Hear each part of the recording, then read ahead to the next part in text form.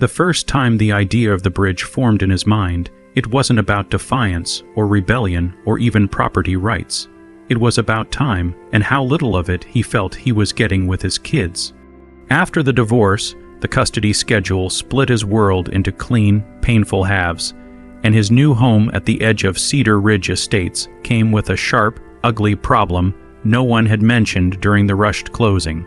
A shallow but wide drainage canal cut straight through the back of his lot, separating his yard from the walking trail that looped around the neighborhood and led directly to the park where his kids loved to play.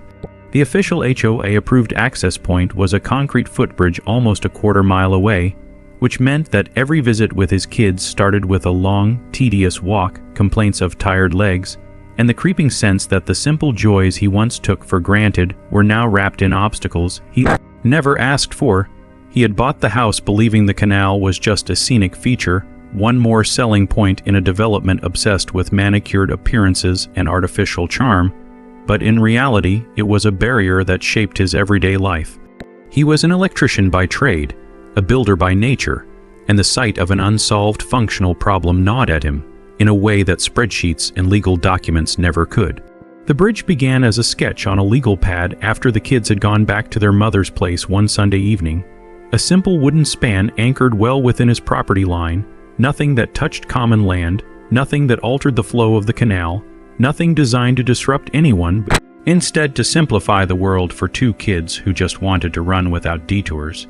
He spent his evenings after work cutting lumber, sealing the boards, checking the load limits even though the heaviest thing that would ever cross it would likely be a cooler full of juice boxes and snacks. The entire project took 4 weekends, and during that time, not a single neighbor said a word to him about it. Not a single HOA notice appeared on his door, and not one person questioned what he was doing, even as the shape of the bridge grew plainly visible from the rear walking trail. When it was finished, the bridge looked clean, modest, and thoughtful, the kind of addition that blended into the environment instead of screaming for attention, and the first time his kids raced across it, laughing and daring each other to run faster. He felt something unclench in his chest. The first time since the divorce papers had been signed, the peace lasted exactly 3 days. The notice came in a standard white envelope stamped with the familiar HOA logo, slid halfway into his mailbox as if it barely deserved to be fully delivered. He didn't open it right away, already sensing the kind of sterile, petty energy it carried. But when he finally did, standing in his kitchen with sawdust still clinging to his boots, his eyes landed on the bolded line that made his stomach drop. Unauthorized structural modification, fine, assessed $350. The document claimed that his bridge violated community aesthetic standards, posed a liability concern, and had been constructed without prior written approval, even though the HOA bylaws he had carefully read during the purchase made no mention of approval being required for structures built entirely on personal property that did not interfere with shared utilities or common areas. What stung most wasn't the amount. It was the implication that what he had built for his kids was being framed as reckless and disrespectful. He requested a hearing. The response was automatic and dismissive, a bullet point email reinforcing the fine and instructing him to remit payment within 10 days to avoid further penalties. At the first board meeting he attended, seated under fluorescent lights beside rows of empty folding chairs, he realized almost immediately how stacked the room felt against him. The board members barely looked up from their papers as he presented property surveys, measurement diagrams, and printed excerpts of the bylaws. Their expressions ranged from bored to annoyed, as if he were wasting time that had already been allocated to rubber, stamping decisions long before anyone stepped through the door. The head of the board, a woman known throughout the neighborhood for her relentless enforcement of minor violations, emphasized community standards over and over again as though repeating the phrase made it law. The fine stood. He left the meeting with the unmistakable sensation that the bridge itself wasn't the real issue. It was the challenge to their authority that they couldn't tolerate. Over the next week, neighbors began stopping on the trail behind his home more often, standing just long enough to stare before moving on, curiosity blending with the subtle pressure of observation. A second notice appeared on his door, warning that if the fine remained unpaid, an additional $50 per week would be added to the balance. That night, sitting alone at his kitchen table, he reviewed the HOA financial disclosures he had downloaded months earlier out of idle caution, and for the first time, patterns emerged that he hadn't noticed before: unusually high administrative costs, vague line items tied to enforcement, legal expenses that didn't correspond with any known disputes in the community. The bridge had triggered something, and he could feel it without yet understanding it. He didn't pay the fine. Instead, he filed a formal records request under state law, asking for documentation related to enforcement actions, fines, and legal expenditures over the last 3 years. The response time alone took longer than legally permitted, and when the documents finally arrived, heavily redacted and incomplete, the missing pieces told a story of their own. Meanwhile, the pressure tightened. A third notice warned of a potential lien. A fourth suggested referral to collections. Each letter was crafted to intimidate without overtly threatening, calibrated to wear him down more than to confront him outright. His kids continued to cross the bridge every visit, unaware of the paper war unfolding around something so simple to them, and every time their feet hit the wooden planks, he became more certain that giving in would mean more than paying $350. It would mean accepting that every personal decision he made on his own land was subject to the shifting moods of people who never set foot in his yard. What he didn't yet realize was that by refusing to submit, he had placed a spotlight on a system that had survived for years by staying just below the threshold of scrutiny. And the deeper he dug, the more he would discover that the bridge was not an isolated offense in their eyes, but the first crack in a carefully maintained facade that was already beginning to splinter. By the second week after the fine became public knowledge, the air around his home changed in a way he could feel before he could explain it, as if the neighborhood itself had shifted into a posture of watchful tension. And every routine moment carried an edge of scrutiny that hadn't existed before. The morning he found the notice about the potential lien taped to his front door instead of placed in the mailbox felt deliberate, theatrical even, a warning not just to him, but to any passing neighbor who might glance up from the sidewalk and see that he had been marked. He stood there longer than necessary, reading the sterile legal language again and again, absorbing the subtle threat beneath the formal wording. And then he folded the paper carefully and added it to the growing stack of HOA correspondence on his kitchen counter. At work that day, while wiring a retail renovation across town, his hands moved on reflex while his mind stayed locked on those redacted documents and the patterns he had begun to notice. The way enforcement fines spiked at the end of fiscal quarters, the way legal fees appeared even in months when no formal disputes were recorded, the way the same handful of homeowners appeared again and again in violation, references without names attached. He didn't yet know what it meant, but his instincts, refined over years of troubleshooting invisible electrical faults, told him that this was not random bureaucracy, it was design.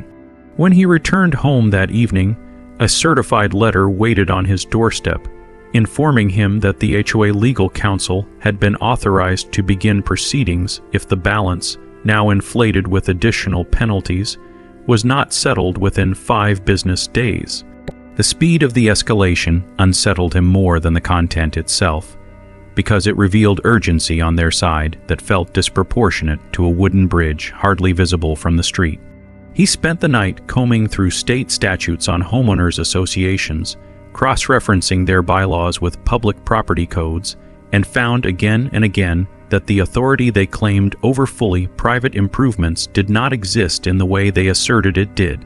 The more confident he became in his legal footing, the more reckless the HOA posture appeared, and that contradiction only deepened his resolve. First neighbor confrontation came 2 days later when he returned from work to find an older man from 3 houses down standing near the canal at the edge of his yard, staring at the bridge with arms crossed as though inspecting a suspicious device rather than a harmless structure. The man didn't speak when their eyes met, simply shook his head and walked away, and the silence was somehow more unsettling than confrontation would have been. That same night, His youngest slipped while running across the bridge and scraped his knee. Nothing serious, nothing more than a few tears and a quick bandage.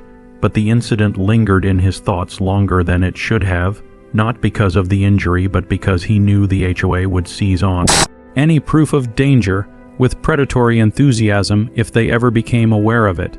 The next day, a violation notice appeared alleging unsafe construction standards, without explanation, and for the first time he realized they were actively watching him, or had found someone willing to report on their behalf.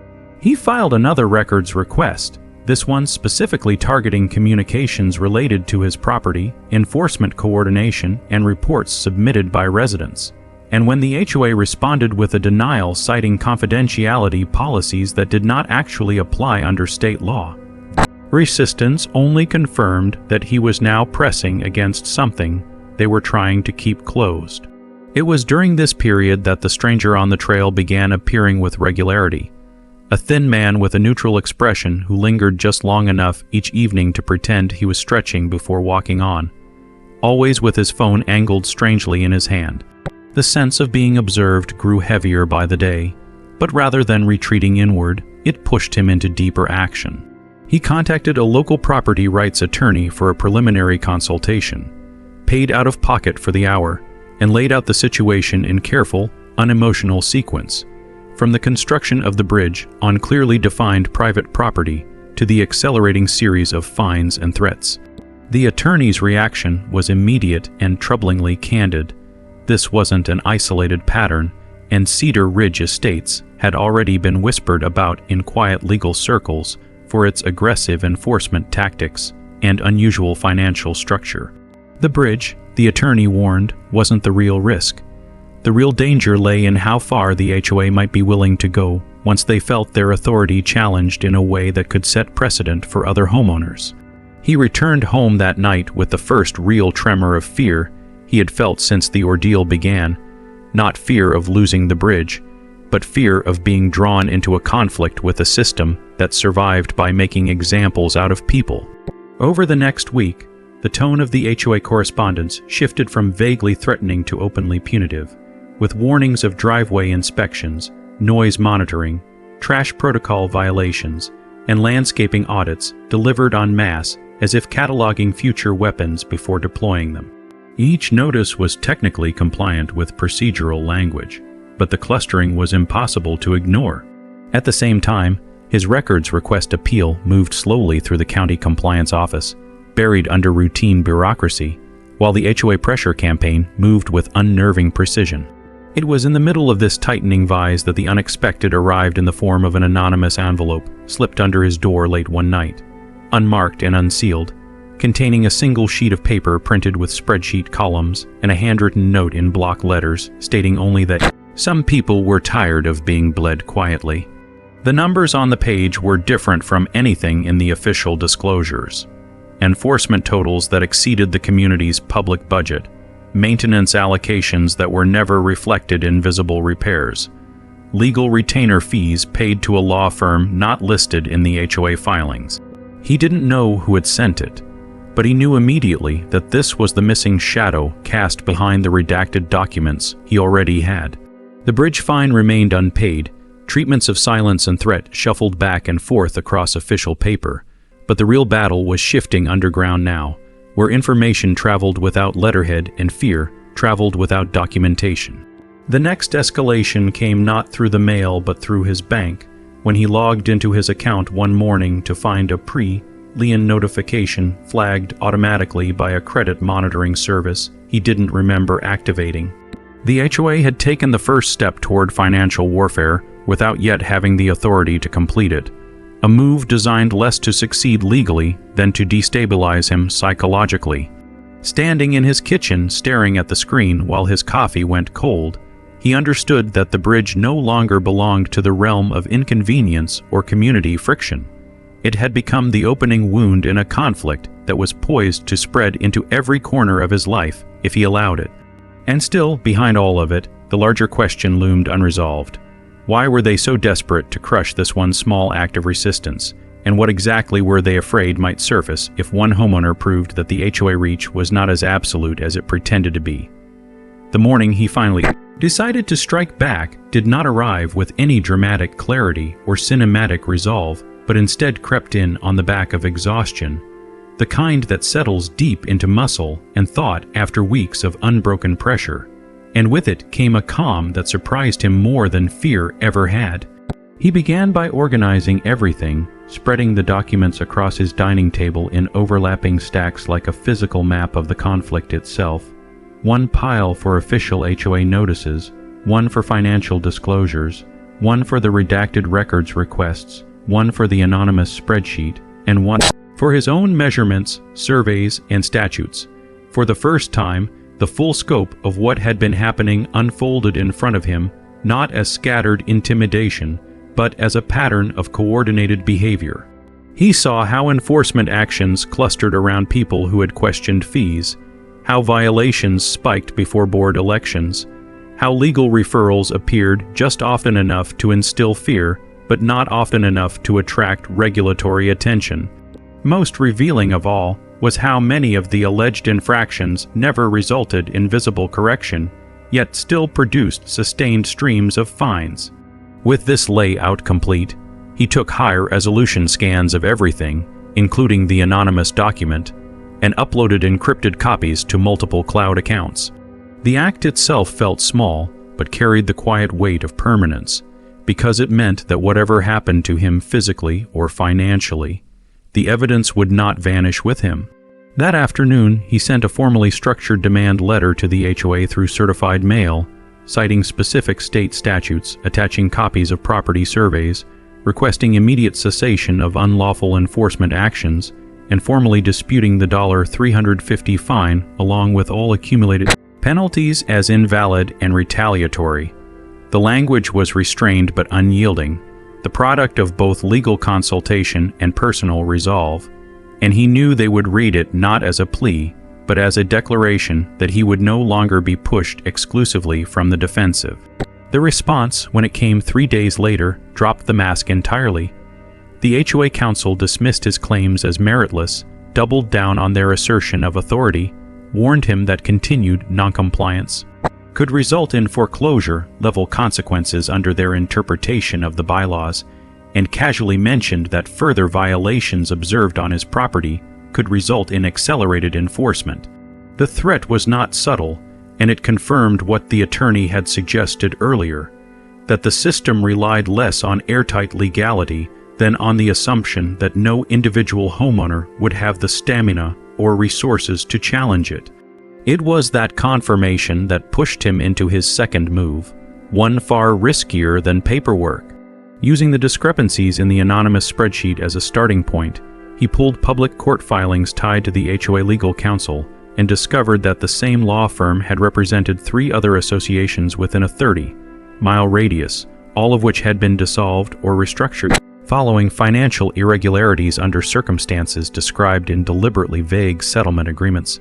The timeline matched the unexplained legal expenditures in Cedar Ridge estates almost perfectly. The more he cross-referenced, the clearer the shape of something larger began to form. Not just aggressive enforcement, but potentially systematic siphoning of funds packaged as legal necessity. Within a week, he had assembled a preliminary dossier thick enough that it no longer felt speculative. It felt actionable. Late one evening, another anonymous envelope appeared under his door, this one containing copies of internal HOA emails printed from what had clearly once been a private server. He didn't know how the source was accessing them, and suspected he didn't want to know, but the contents were devastating in their casual confirmation of what he had begun to suspect. The board discussed targeting specific homeowners deemed financially pliable, debated which infractions would be easiest to fabricate under vague standards, and openly referenced legal pressure as a method of accelerating compliance rather than correcting legitimate violations. The bridge was mentioned only once, and not as a safety hazard or aesthetic concern, but as a symbolic problem, a phrase that carried more chilling weight than any fine amount. Armed with this, he did what few homeowners in his position would have dared to do.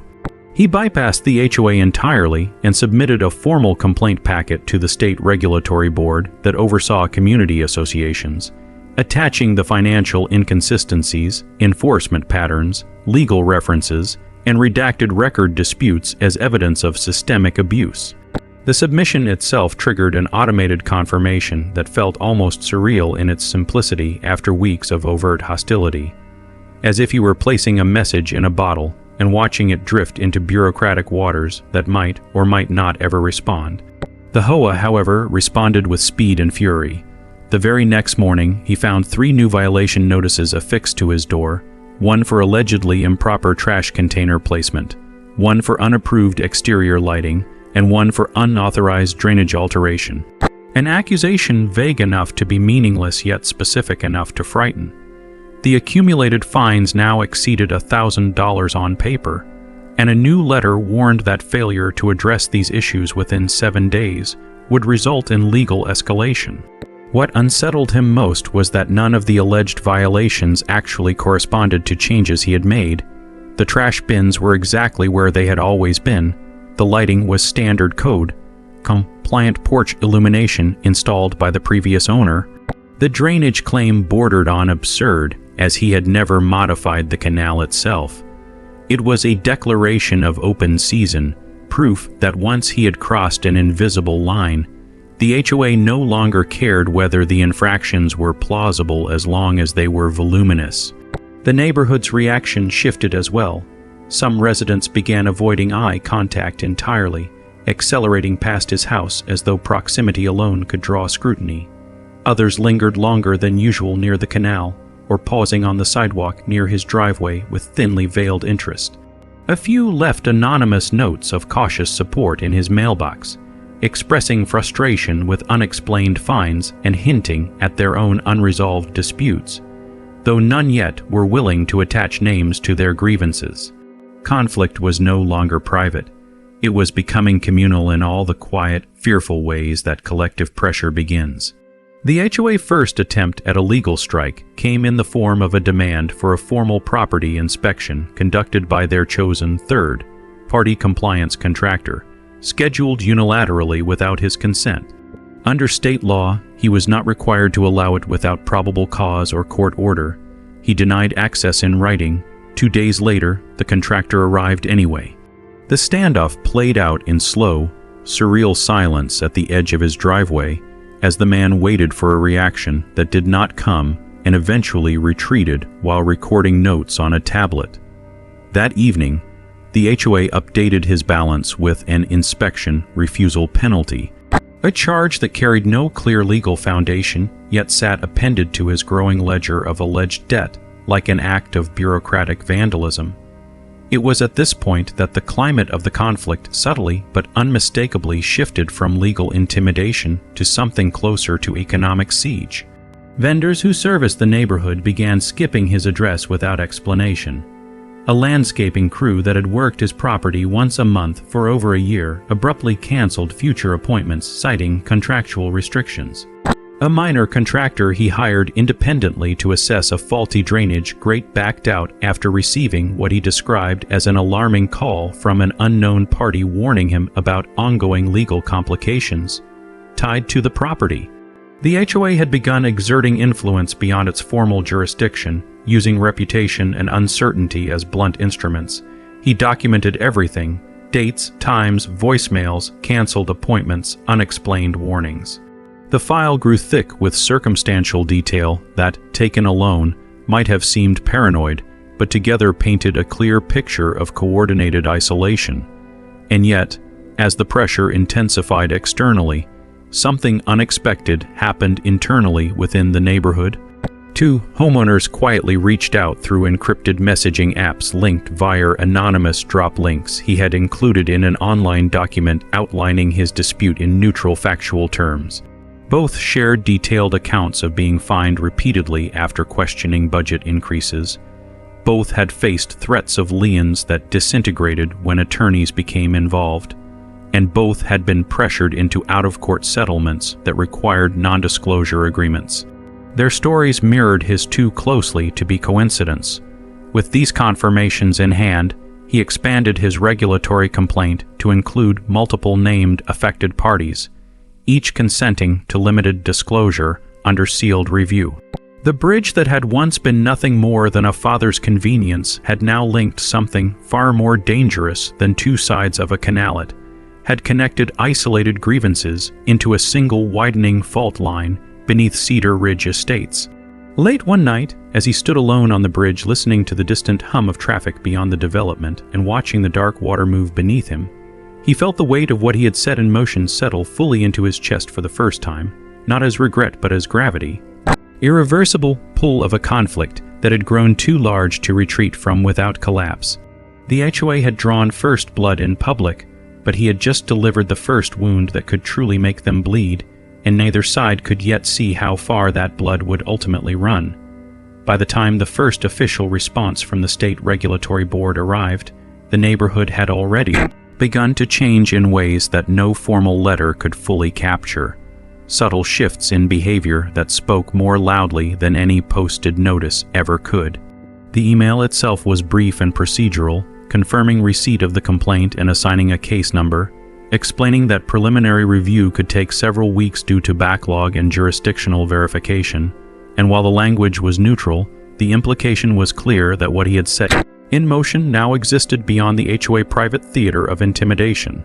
That knowledge offered a measure of reassurance, but it did nothing to stem the daily reality of pressure that tightening coils around his life continued to impose.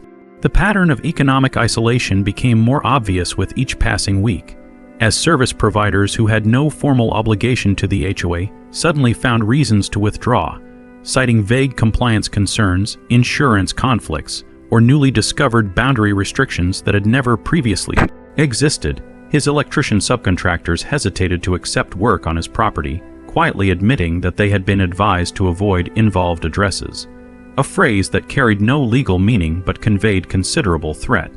The message was unmistakable. The HOA could not yet take his home, but it could make living in it increasingly difficult. Within the community, fear migrated in quiet currents. Homeowners who once greeted him on evening walks now crossed the street to avoid interaction, as though proximity itself might be recorded and punished. Children were called inside when his kids approached the canal path. Explanations left deliberately vague, but infused with anxiety that even the young could sense. Yet beneath this visible retreat, another movement began to form, slower and far more dangerous to the HOA control. Small signs of resistance surfaced in ways that were carefully indirect. A violation notice torn down from his fence before he ever saw it. Trash bins nudged back into perfect compliance by unseen hands in the early morning hours. Anonymous envelopes containing photocopies of governing documents, with key passages highlighted in careful marker. Each gesture was minor on its own, but together they signaled that the imposed silence of the neighborhood was beginning to fracture under the weight of shared unease. The bridge itself became an unspoken symbol during this phase, not because of what it was physically, but because everyone now knew what it had provoked. People paused longer on the trail, studying it not as an object but as an idea, the manifestation of a boundary that had finally been tested. The HOA public posture shifted accordingly, growing louder and more rigid, with newsletters filled with escalating warnings about compliance, vague references to ongoing legal matters, and stern reminders of the board's enforcement authority framed as acts of communal protection rather than domination. The tone of these communications revealed more than they intended, betraying unease beneath their performance of control. It was during this phase of surface, calm, and underground movement that the anonymous source expanded beyond documents into strategy. A secure message arrived late one night outlining not just financial irregularities but operational routines of the HOA itself, when inspections were scheduled, how violation quotas were informally assigned, which board member mediated settlements, and under what private financial incentives. The accuracy of the details was quickly confirmed when an inspection team arrived precisely within the predicted window, only to leave when met with documented refusal and quiet neighborhood observation that made their presence far less discreet than usual. The realization that someone inside the HOA structure was actively leaking information altered the entire balance of the conflict. What had been a vertical struggle between authority and defiance was now becoming a horizontal fracture spreading through the organization's own foundation. At the same time, the HOA intensified its financial offensive, filing a preliminary lien notice with the county clerk despite the unresolved dispute and the clearly contested nature of the charges. Though the notice carried no immediate enforcement power, its appearance on public record triggered automated alerts through credit agencies, causing his financial standing to ripple with damage he had not yet directly felt but deeply understood. The impact was not merely abstract. A routine refinancing inquiry he had initiated months earlier was abruptly denied on the basis of unresolved encumbrance risk. A credit card limit was quietly reduced without explanation. None of these consequences were catastrophic on their own, but together they served as a steady erosion of economic stability, designed less to destroy him than to make persistence feel irresponsible. He adapted with the same methodical patience that had guided him through the earliest legal maneuvers, tightening budgets, diverting savings, and quietly preparing for the possibility that the dispute would extend far longer than any reasonable timeline suggested. What unsettled him most was not the financial strain, but the intentional invisibility of the damage. The way every consequence arrived through automated systems and faceless institutions rather than direct confrontation, leaving the HOA free to claim plausible deniability even as their actions clearly orchestrated the outcome. The children remained largely insulated from the direct mechanics of the conflict, but they felt its weight nonetheless through altered routines and unspoken stress. Sleep came harder. Laughter came with delays. Play carried edges of watchfulness that did not belong in childhood. He watched these changes with an ache that hardened into resolve rather than doubt, because the knowledge that retreat would not undo what had already unfolded made persistence feel like the only remaining moral shape of action. The regulatory board's preliminary inquiry progressed quietly during this time, marked only by occasional requests for clarification and supplemental evidence. Each inquiry expanded the scope of documentation required, drawing in not just his records, but those of the additional homeowners now formally attached to the complaint. The process was slow and painfully methodical, but its very pace offered protection, because the HOA could no longer pretend that the matter was contained within its private mechanisms. Every new escalation now carried potential visibility it could not fully control. This emerging restraint did not moderate the board publicly, but it altered the character of their aggression, shifting from blatant threats to denser layers of procedural entanglement designed to exhaust rather than overtly intimidate. Notices grew longer, language grew more ambiguous, deadlines grew tighter. It was during this procedural onslaught that one of the most significant fractures occurred within the neighborhood's social fabric. A homeowner 2 streets over, previously known for quiet compliance and careful distance from disputes, posted a detailed account of her own experience with unexplained enforcement actions on a private community forum. The post remained visible for only 2 hours before being removed by moderators citing community harmony, but screenshots circulated widely before it vanished.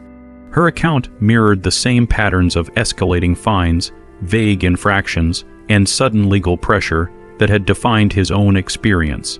The removal of the post amplified its impact far more than its acceptance ever would have, because it confirmed that the fear governing the neighborhood's silence was no longer a rumor, but a policy. The HOA issued a general statement later that evening warning against the spread of misinformation, a term that had begun to replace violation as their favored rhetorical currency whenever issues crept beyond their control.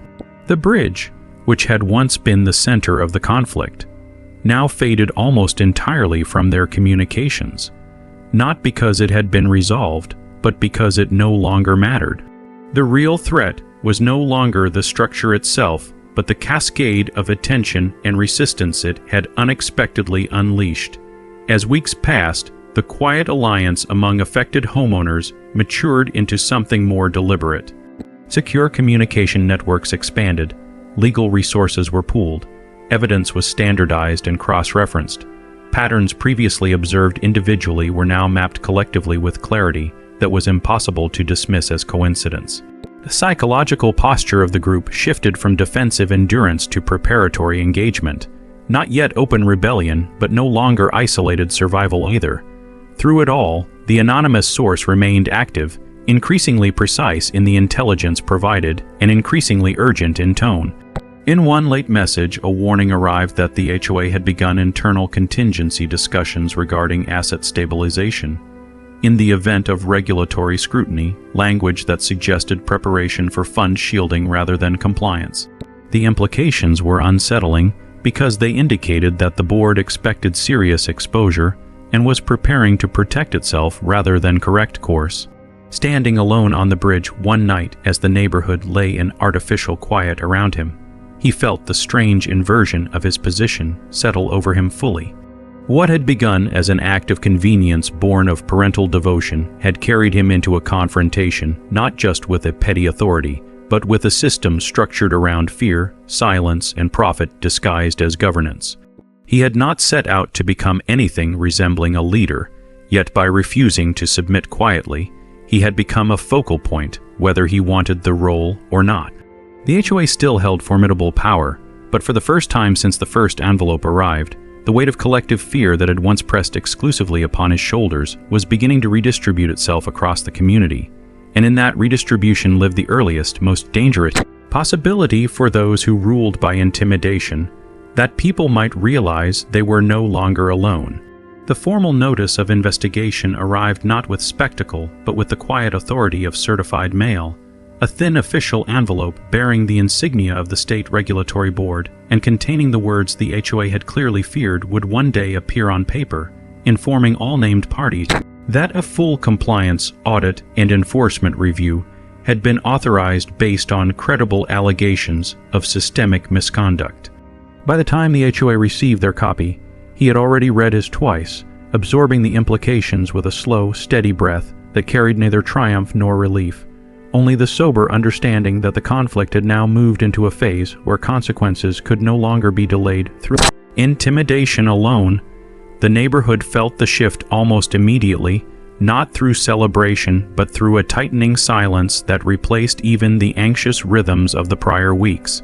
HOA vehicles began appearing more frequently along the streets, their presence no longer disguised as routine patrol but unmistakably purposeful, stopping at various properties for brief inspections that felt less like compliance checks and more like reminders of lingering power. At the same time, a strange restraint entered their enforcement tactics, with new violations slowing noticeably, as though every fresh accusation now carried with it the risk of becoming another day, the point in an official record that could no longer be erased with redaction.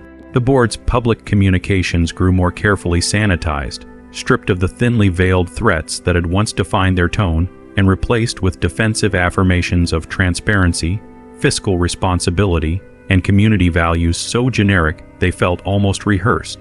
Beneath this surface composure, panic moved through quieter channels.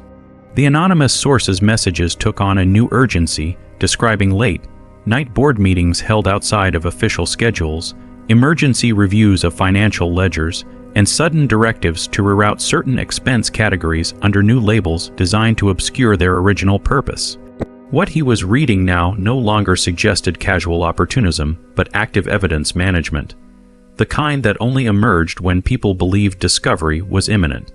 The whistleblower, though never identified by name, revealed increasingly specific fears about internal suspicions brewing within the board, about narrowed circles of trust and subtle loyalty tests being administered through requests for reconfirmation of old decisions and repeated verbal affirmations of solidarity.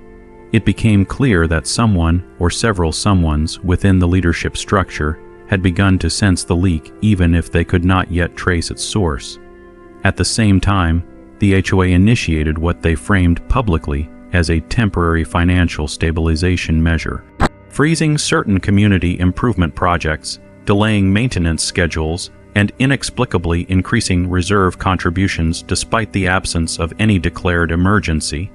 To outside eyes it might have looked fiscally prudent, but to those who had studied their patterns, it reeked of asset consolidation, an attempt to centralize funds under categories with broader discretionary authority before any potential oversight could impose constraints. The homeowners attached to the complaint were briefed quietly by regulatory staff on procedural protections, confidentiality limits, and the realistic timelines of enforcement action, which stretched not in weeks but in months. That knowledge was sobering because it meant the HOA still had ample time to entrench its position, retaliate through indirect means, or negotiate behind closed doors to minimize exposure before any formal findings could be issued. In this slow-burning phase, pressure returned to quieter, more insidious forms. His property endured sudden utility delays for which no one could offer clear responsibility. His mail was misrouted with unexplained frequency.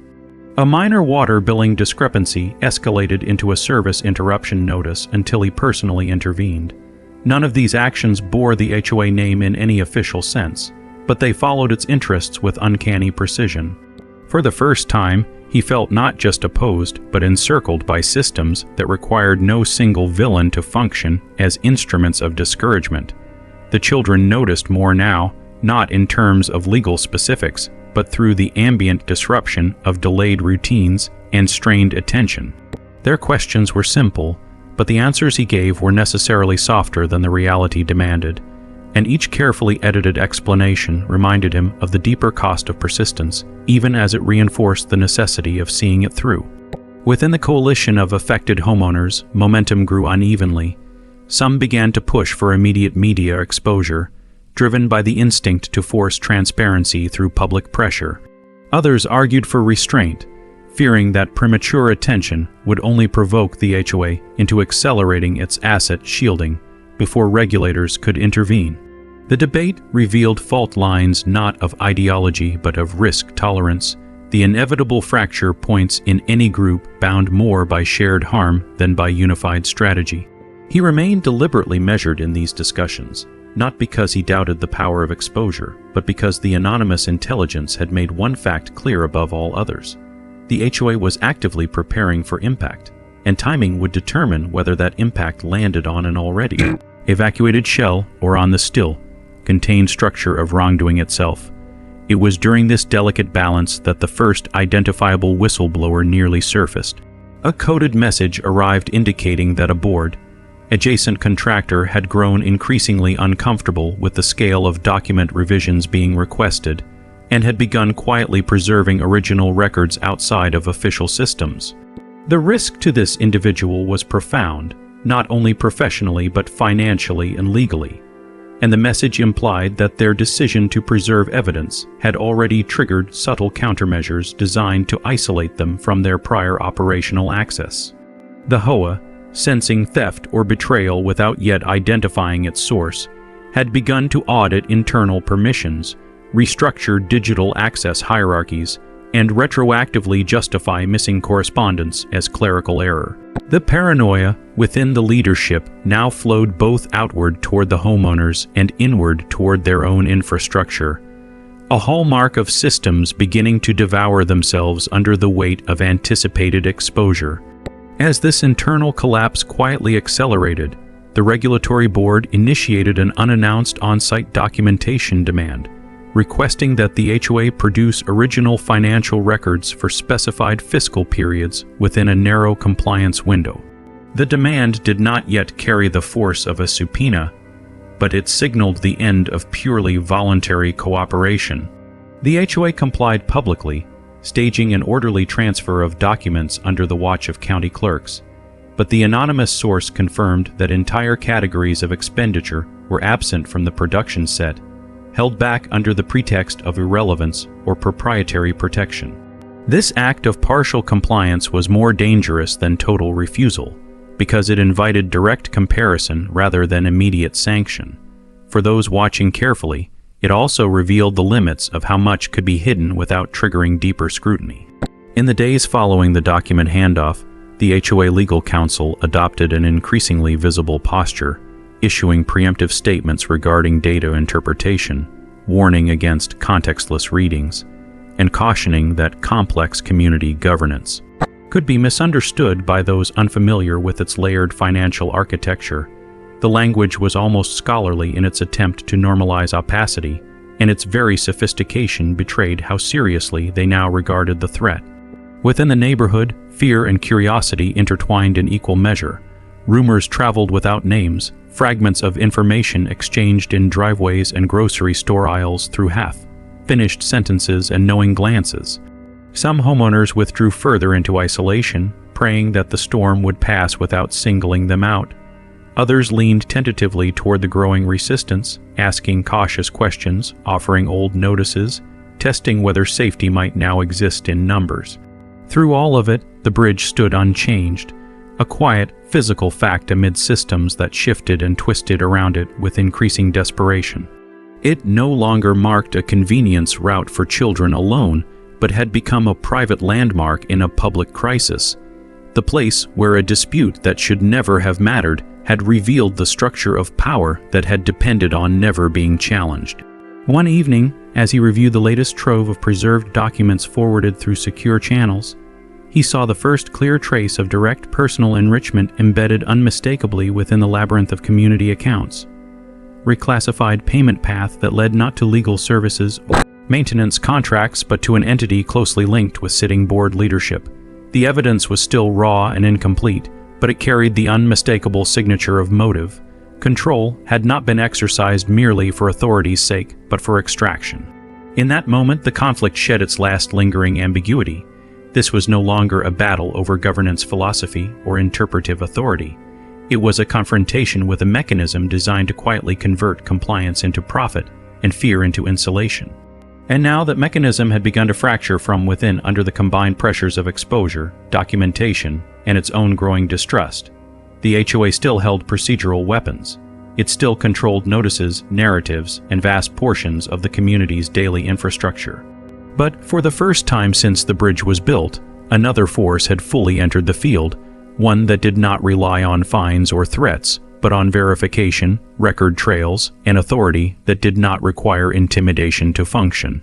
The war had expanded beyond the boundaries of Cedar Ridge estates into the realm the HOA feared most, where disclaimers did not erase evidence and silence no longer guaranteed survival. The regulatory board's request for original financial records marked the moment when the conflict crossed fully out of the shadows and into open institutional confrontation, and the HOA responded not with retreat, but with a calculated display of force designed to remind everyone exactly how dangerous exposure could be. Within 48 hours of the document transfer, the HOA legal counsel filed a sweeping motion challenging the board's jurisdiction, contesting the scope of the inquiry and alleging procedural misconduct before any findings had even been issued. The motion itself was aggressive in both tone and scale, structured to overwhelm through sheer volume, laced with citations designed less to persuade than to exhaust, and paired with a press-ready statement asserting that the community was under attack by outside interests exploiting a private dispute for political spectacle. The language was theatrical by design, and it worked almost immediately as local rumor mills ignited with speculation that the investigation itself might be illegitimate. At the same time, the HOA escalated its campaign against him personally with unprecedented speed. The preliminary lien was converted into a formal filing pending judicial review, triggering a cascade of automated consequences across financial systems that did not wait for verdicts before imposing penalties. Insurance premiums spiked without explanation. A pre-approved credit extension was withdrawn overnight. Even routine transactions began triggering manual verification delays that turned ordinary errands into quiet reminders of vulnerability. The message was blunt. Resistance would be monetized until submission became the cheaper option. The retaliation extended beyond financial mechanisms into psychological space. Patrol vehicles began idling near his home at irregular hours. Anonymous complaints were filed alleging disturbances that did not exist. Once, returning late from work, he found two uniformed officers performing what they described as a welfare check based on an unverified report. An encounter crafted to feel protective on its surface while delivering an unmistakable warning beneath. The children noticed the lights first, the way red and blue reflections moved across bedroom walls without explanation, and their confusion lingered long after the officers were gone. Meanwhile, inside the HOA, the internal fracture widened into visible rupture. The anonymous source warned that the board had identified a likely candidate for the leak, a mid-level administrative contractor with broad system access but minimal political protection. The individual was abruptly suspended under the pretext of a routine compliance audit and escorted from the office without explanation, their access credentials revoked in real time. Within hours, internal emails circulated warning staff of legal contamination risks and instructing them not to retain copies of any unofficial records under threat of immediate termination and civil liability. The atmosphere, once dominated by quiet opportunism, had shifted into raw survival. In that tightening spiral, subtle errors began to surface in the HOA countermeasures. Financial narratives offered by legal counsel diverged from ledger data already in the custody of regulators. Statements that had once been confidently consistent now contradicted earlier filings by thousands of dollars in unreconciled variance. These discrepancies were small enough to evade casual notice, but large enough to form unmistakable fault lines when layered through forensic review. The regulatory board responded by elevating the inquiry to formal enforcement status, granting investigators expanded authority to compel testimony and documents under penalty of sanction. This development did not become public immediately, but the HOA learned of it through its legal channels within days, and the effect inside the organization was immediate and electric. Emergency board meetings multiplied. Legal expenses surged. Insurance riders were renegotiated with frantic urgency. Outside consultants specializing in compliance disasters were quietly retained to model damage containment scenarios. Each action carried the stamp of an entity no longer planning for victory, but for controlled collapse. The retaliation against him intensified in parallel. A new enforcement notice was issued alleging structural code violations on the bridge itself, accompanied by a demand for independent engineering certification at his expense within 7 days. The requirement was technically permissible under certain conditions, but applied so selectively and suddenly that it constituted functional harassment rather than safety oversight. He secured the certification within 48 hours through professional contacts. The engineer's report declaring the structure fully compliant with both load and construction standards. The HOA rejected the report without basis and issued a secondary demand for a different firm pre-approved by the board. It was no longer about the bridge's safety. It was about forcing him into an endlessly renewable cycle of procedural compliance designed to drain resources without ever reaching resolution. Simultaneously, the HOA moved to isolate him socially with renewed force. Community bulletins framed him indirectly as the catalyst for destabilization, warning that ongoing disputes threatened property values and collective services. Language crafted to redirect communal anxiety into anger, aimed at a single figure rather than at the leadership that had generated the crisis. Some neighbors began to watch him with narrowed eyes instead of silent sympathy, the subtle shift marking the success of the HOA narrative injection. Others doubled down in quiet support, leaving bags of groceries on his porch without notes, repairing small property issues anonymously, compensating for what vendors now refused to do publicly. The community had entered its fracture stage, where fear and loyalty no longer traveled along predictable fault lines. At the regulatory level, the conflict accelerated toward confrontation as investigators scheduled the first round of sworn interviews with board leadership. The notices alone triggered internal panic, confirmed by a surge of document revisions and frantic correspondence captured by the remaining anonymous channels still leaking outward. One of the messages described heated arguments within the leadership circle over whether to cooperate, obstruct, or resign preemptively to limit exposure. The unity that had once defined their enforcement machine had degraded into competing survival strategies, each threatening the others with exposure as leverage. It was during this volatile convergence that the suspended contractor resurfaced in public record not as a victim, but as a protected cooperating witness.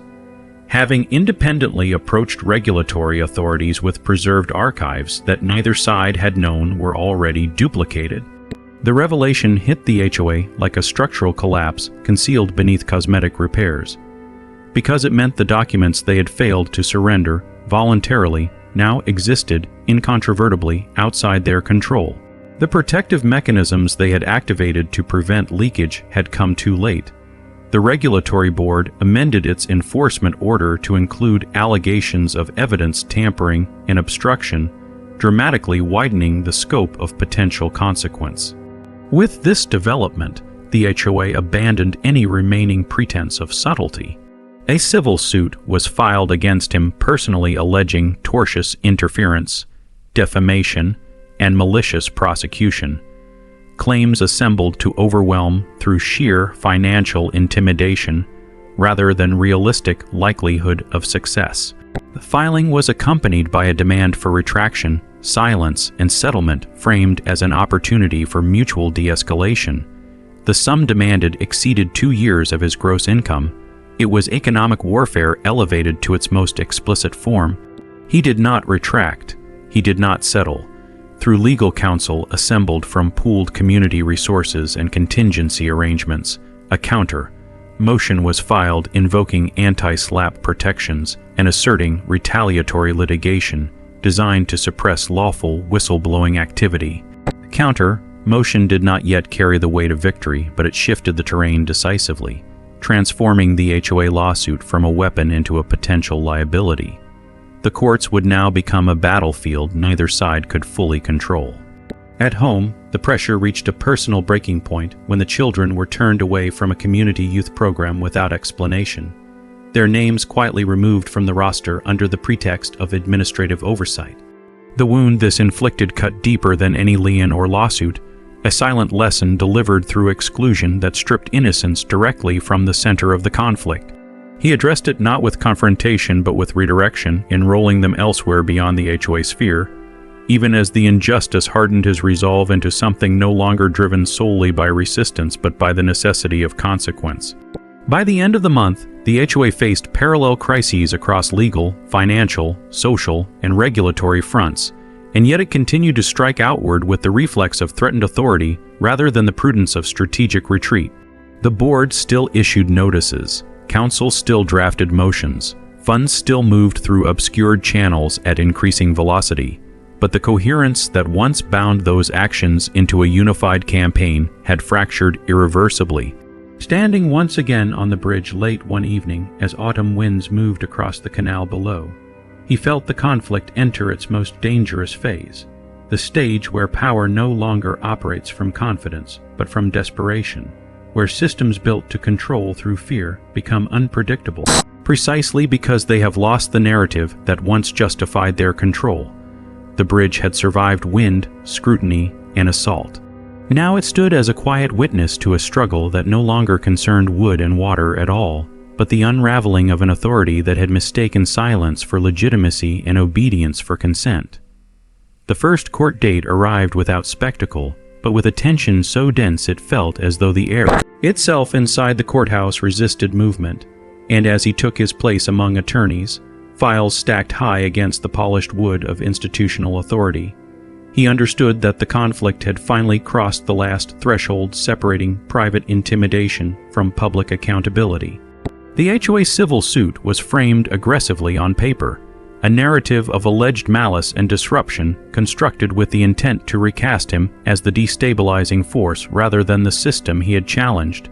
But the opposing filings carried the quiet weight of documentation, timelines, affidavits, and preserved records now verified by independent regulatory custody. When arguments began, the contrast was unmistakable. One side relied on interpretation, the other on sequence.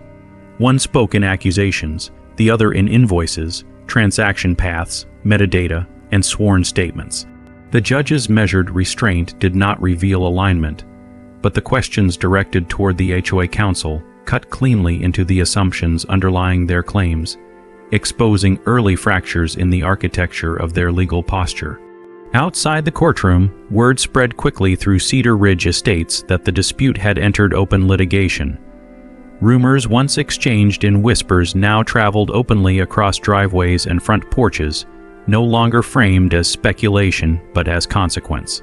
The protective anonymity that had insulated the board's actions for years began to erode under the simple exposure of formal proceedings. because what could be denied in newsletters could not be quietly erased from court dockets. Within days, a local reporter filed a public records request tied to the regulatory investigation, marking the first unmistakable sign that the story had slipped beyond internal containment. The HOA attempted to preempt the coverage with a statement emphasizing community stability and warning against one-sided narratives, but the timing only amplified suspicion rather than suppress it. As hearings progressed, the regulatory board's enforcement case ran parallel to the civil litigation, advancing with a momentum that no longer could be slowed by procedural argument alone. Subpoenas were issued, bank records were compelled, third-party vendors were questioned under oath about unusual billing practices and indirect payment routing. The scheme that had appeared abstract in spreadsheets now emerged in testimony as process, habit, and instruction. Payments labeled as consulting fees revealed themselves as structured transfers through intermediary entities. Legal expenses ballooned into six figures tied not to litigation necessity, but to contractual arrangements that funneled percentage-based compensation to firms with overlapping financial interests. Maintenance budgets were shown to have funded work never performed, invoiced through shell subcontractors linked to relatives of board leadership. With each revelation, the portrait of the HOA shifted from a body corrupted by excess to a mechanism designed from the inside to convert enforcement into revenue. Inside the board itself, the strain of exposure became visible in resignations framed as health-related breaks, in attendance gaps that once would have triggered scrutiny, but now passed without comment because presence itself had become liability. One board member attempted to distance themselves through a unilateral public apology that acknowledged procedural oversights, without admitting intent.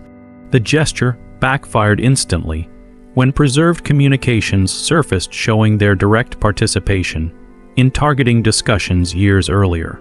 The attempt at partial contrition only confirmed what resistance had already revealed, that the enforcement regime had not grown accidentally but had been coordinated with awareness and repetition. As leadership began to appear in public record, less as guardians of community interests and more as architects of extraction, the narrative inversion accelerated beyond anything the HOA media strategy could contain. Within Cedar Ridge Estates, the psychological landscape shifted rapidly from fear-driven compliance into something closer to collective reckoning. Homeowners began pulling old violation notices from drawers and filing cabinets, comparing timelines, amounts, and escalation patterns that now made unmistakable sense under the light of shared data. Deposits of documents grew steadily within secure community archives. What had once felt like isolated shame transformed into evidence. What had once felt like personal failure reassembled into systemic abuse. The HOA authority still existed on paper, but its legitimacy dissolved visibly as each new disclosure stripped away another layer of the illusion that compliance had ever been neutral or necessary. The children felt the shift too, not through legal understanding but through atmosphere, as neighbors who once avoided eye contact now offered casual greetings again. And the canal path regained traces of the openness it had lost months earlier. The bridge very nearly disappeared from conversation altogether, not because it was forgotten, but because it no longer needed explanation. It had become symbolic without effort, the physical remainder of a moment whose significance now exceeded its original purpose by orders of magnitude. As the investigations deepened, the whistleblower's identity surfaced not through exposure, but through verification. A name appearing in sealed testimony, whose contents became known only by implication rather than publication. The significance lay not in who they were, but in what their preserved records unlocked. Full server backups predating the HOA most aggressive data revisions, complete with internal chat logs, versioned budget drafts, and transactional instructions that mapped intent with forensic clarity. The existence of these records collapsed the last viable defense the HOA could have mounted, because it meant that not only outcomes but decision-making itself now faced scrutiny. The regulatory board responded by issuing formal findings of probable cause across multiple categories, including financial misconduct, fraudulent disclosure, retaliatory enforcement, and obstruction of oversight. The findings did not yet impose penalty, but they initiated the final phase toward sanction, one no longer governed by negotiation but by adjudication. At the same time, the HOA civil lawsuit continued to unravel under judicial review. The anti-SLAPP motion gained traction as evidence mounted that the litigation was retaliatory in nature, designed to suppress lawful reporting rather than redress demonstrable harm. When the judge ordered limited discovery into the HOA litigation funding arrangements, the implications were immediate and damaging. It revealed that community funds originally designated for reserve maintenance had been diverted to finance the lawsuit itself, effectively meaning that homeowners were unknowingly paying for the attempt to silence one of their own. The revelation struck the neighborhood with a force more shocking than any fine ever had, because it transformed abstract governance dysfunction into personal financial violation. Within days, multiple homeowners initiated independent demands for reimbursement and audits, broadening the field of legal exposure beyond what the HOA remaining leadership could meaningfully manage. The board attempted to respond with damage control meetings, but attendance fell sharply as residents refused to gather under structures that now symbolized concealment rather than representation. Parallel to this public disintegration, the economic mechanisms that had once shielded the HOA began to seize. Insurance carriers issued reservation of rights notices signaling potential denial of coverage for acts of intentional misconduct. Lending institutions froze lines of credit previously extended under assumptions of stable governance. Vendor contracts were suspended pending payment verification. The machine that had once converted authority into money now struggled to convert even money into continued operation. Through it all, the HOA continued to issue notices, fines, and warnings, but each new document arrived stripped of the power it once carried, because paper without quiet obedience is only paper, and compliance without legitimacy is only performance. In court, momentum shifted irrevocably when the judge dismissed the defamation and malicious prosecution claims with prejudice, citing insufficient factual basis and clear indicators of retaliatory intent. The remaining claims were allowed to proceed only narrowly, preserving the core conflict while severing the lawsuit's most intimidating limbs. The financial threat did not evaporate entirely, but it shrank into a form that no longer dominated every waking calculation. For the first time since the bridge had been built, he slept through the night without waking to read, lit reflections on the wall or the vibration of late-night notifications. The relief was not joy but stabilization, the quiet recalibration that follows the lifting of sustained pressure. In the developing aftermath, attention turned inevitably toward what would follow the exposure. The regulatory board prepared sanction frameworks, the courts prepared remedies, the community prepared for governance vacuum, and the HOA itself, hollowed by resignations, legal exhaustion, and reputational collapse, prepared for survival in forms that no longer resembled the authority it once assumed eternal. Yet even as the conflict approached resolution in procedural terms, one truth settled unmistakably across every layer of the story: the bridge had never been the cause, it had only been the trigger. The system that collapsed under its challenge had been unstable long before the first plank was ever laid. It had simply relied on silence long enough to mistake endurance for invincibility. The final rulings did not arrive with dramatic announcements or televised press conferences, but through a sequence of official documents that rippled outward through inboxes, court dockets, and county records with the quiet force of inevitability, each page representing the formal collapse of an authority that had once moved through Cedar Ridge estates like an unquestioned law of nature.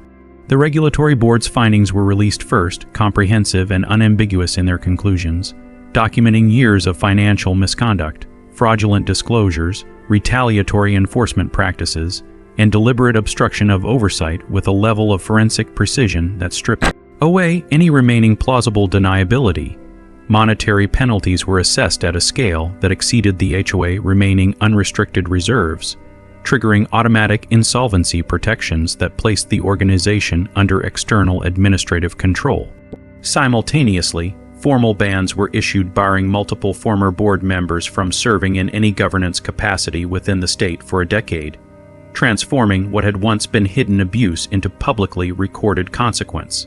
Civil restitution orders followed shortly after, mandating reimbursement of improperly collected fines and legal fees to hundreds of homeowners whose records had now been validated through regulatory reconstruction. The sums varied by household, but the collective total reached into the millions, a stark numeric symbol of what silence had cost the community over time. In parallel, the judicial proceedings reached their own concluding arc.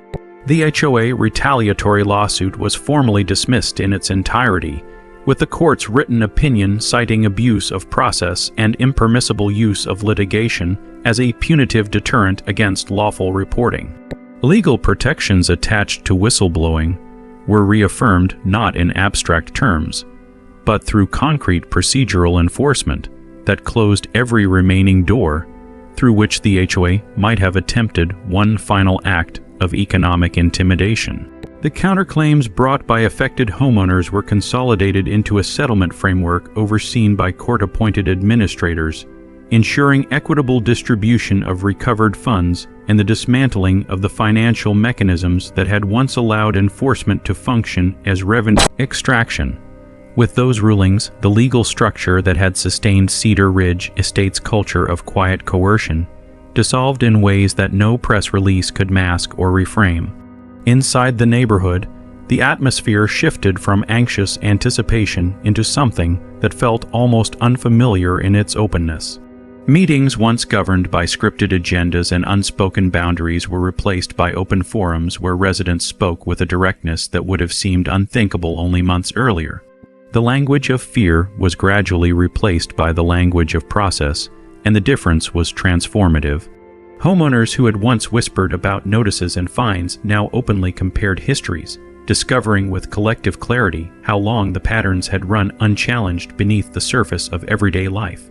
The interim governing body appointed by the court moved quickly to stabilize essential services, dissolve predatory enforcement contracts, and institute transparent budgeting procedures under external audit requirements that could not be quietly rewritten. For the first time since its founding, Cedar Ridge Estates operated under governance that did not depend on intimidation to function. The bridge remained untouched throughout this transformation, its boards weathered slightly by time but structurally unchanged, an unassuming span now woven into far larger meanings than anyone could have assigned it at the moment of its construction. Children crossed it freely again, not as an act of quiet resistance, but as an ordinary part of ordinary life, the way it should always have been. The canal path regained its casual rhythm. Evening walks no longer carried the weight of observation.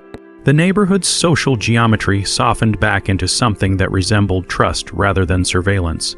For him, the personal consequences unfolded more slowly than the institutional verdicts, because while rulings could be issued in pages, recovery moved at the pace of lived experience. Financial restoration followed a structured timeline, with reimbursements arriving in increments over months, rather than as a single, sudden release. Credit systems corrected themselves gradually as liens were cleared and erroneous risk flags removed, each update a small adjustment in a digital infrastructure that had once amplified intimidation with mechanical indifference. Vendors returned cautiously at first, then with growing normalcy as the shadow that had followed his address lifted from procurement systems and contractor networks. The children re-entered community programs without obstacle or explanation, their exclusion quietly undone without the need for apology, because the structures that had enforced it no longer existed in the same form. The anonymous source, once an unseen presence guiding intelligence through encrypted channels, faded back into invisibility after providing final verification to regulators, their role sealed within official records that required no public recognition to stand as truth. The suspended contractor who had preserved the server archives navigated their own slow path of consequence and protection, named in judicial findings not as a conspirator, but as a cooperating witness whose decision to preserve evidence had irreversibly altered the outcome of the case. Former board members pursued varied exits from public life, some retreating into obscurity, others attempting to rehabilitate their reputations through statements framed around regret without admission, but none escaping the permanence of documented accountability. The community did not celebrate their fall with spectacle. It processed it with the quiet recalibration that follows the end of prolonged stress, a subdued awareness that something unnatural had finally returned to a tolerable scale. For him, the conclusion arrived not as triumph but as fatigue colored by relief, the slow release of vigilance that had been sustained so long it felt almost structural. He walked the bridge one evening in the soft light of late summer, with the children racing ahead, their laughter now unburdened by the undercurrents that had once tightened it into something guarded and temporary. The sound carried differently now, no longer echoing against an atmosphere of watchfulness, but dissolving harmlessly into a neighborhood relearning its own baseline. He understood in that moment that resolution does not arrive as an event but as a process, one that unfolds in the recalibration of ordinary days rather than in the symbolism of final judgments. The house settled back into routine. Mornings resumed their unpressured patterns. The mail arrived without threat embedded in its folds. Nights passed without lights outside the windows. The bridge ceased to represent conflict and returned to being what it had always been intended to be, a way across an unnecessary obstacle built out of care rather than defiance. Yet the legacy did not vanish simply because the mechanism that had produced the harm was dismantled. Documentation kept by the community remained active. Odd, it's continued by design rather than by reaction. Governance structures were rewritten with redundancies that prevented unilateral consolidation of power. Fear did not disappear entirely, but it was displaced from its former role as a tool and relocated into memory as warning. The story of the bridge became something told quietly in neighborhood anecdotes, not as a legend of rebellion, but as a reminder of how easily systems fail when obedience is mistaken for consent, and how quickly they unravel when someone chooses not to look away. He did not consider what he had done extraordinary in the abstract. He had built a bridge. He had refused a fine he did not owe. He had documented what others had endured. The magnitude of what followed had grown not from his initial act, but from the structure that had hidden behind the assumption that no one ever would. The war that had consumed Cedar Ridge estates had not been fought with spectacle, but with persistence, not with shouting, but with records, not with destruction, but with exposure. And in the quiet that came after, that was the truth that endured more strongly than any judgment or sanction. That authority which depends on silence collapses most completely not when it is challenged loudly, but when it is steadily, patiently refused.